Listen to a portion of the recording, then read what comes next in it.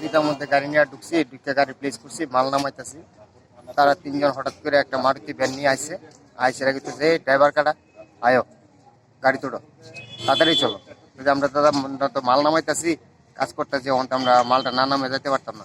সে বেশি কথা না কে গাড়ি তোড়ো, গাড়ি তুটে এবারে ক্লাবে চলো।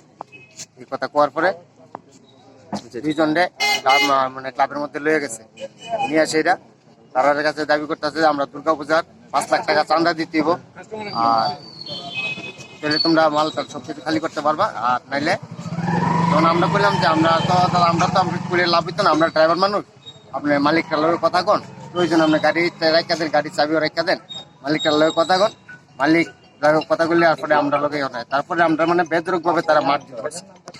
আমার যে ড্রাইভার যে মারধর করলো, এই যে সুষ্ঠু বিচার চাই। আর আগরতলা থেকে ধর্মভাবে বিজনেস করার মতো আমার ওখানে সামু যাতে যায়, কিন্তু কেউ মাল না ফাটায়, বিজনেস যাতে না করা হয়, এটা সুষ্ঠু বিচার চাই। ড্রাইভার যেভাবে দেয় আর রাত্রেবেলা নিয়ে যে মারলো, আমরা চাই